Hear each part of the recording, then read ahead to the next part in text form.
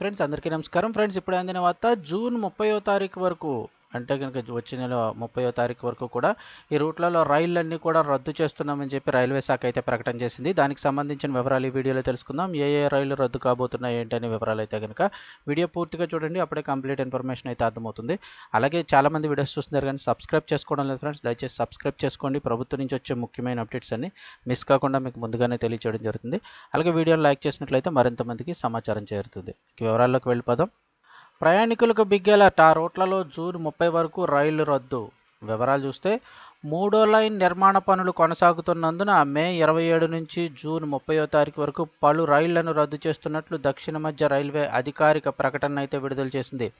ఈ మేరకు 0762 అలాగే 63 అంటే వరంగల్ సికింద్రాబాద్ పుష్పుల్ రైలు అయితే కనుక రద్దు చేశారు. అలాగే 17035 అలాగే 17036 కాజీపేట బల్లార్షా ఆ ట్రైన్ కూడా రద్దు అవుతుంది. అలాగే 07766 అలాగే 07765 కరీంనగర్ నుంచి సిర్పూర్ టౌన్ అంటే విత్ ట్రైన్ నెంబర్స్ కూడా ఇచ్చారు. సో కరీంనగర్ నుంచి సిర్పూర్ టౌన్ వెళ్ళే ట్రైను, దాంతోపాటు 07894 కరీంనగర్ నుంచి బోధన్ రైలు జూన్ 30 వరకు రద్దు చేస్తున్నట్లు రైల్వే అధికారులు తెలిపారు. ఇక అలాగే ఏపీలోని పలు రైళ్లను రద్దు చేస్తున్నట్లు రైల్వే అధికారులు తెలిపారు. విజయవాడ రైల్వే డివిజన్ పరిధిలో గల నిర్వహణ పనుల కారణంగా పలు రైళ్లను రద్దు చేస్తున్నట్లు, మరికొన్నింటిని దారి మళ్లిస్తున్నట్లు ప్రకటించారు.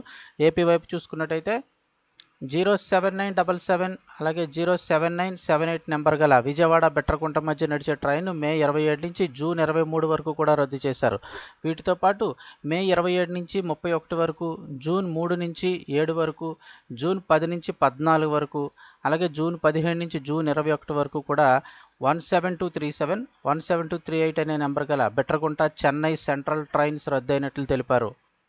ఇక గుంటూరు రాయగడ 17243 17244 ట్రైన్స్ కూడా మే 27 నుంచి ఆల్మోస్ట్ జూన్ 24 వరకు రద్దయ్యాయి. ఇక కాకినాడ పోర్ట్ విశాఖపట్నం మధ్య నడిచే 17267 17268 ట్రైన్స్ కూడా రద్దు చేస్తున్నట్లు దక్షిణ మధ్య రైల్వే అయితే ప్రకటించింది.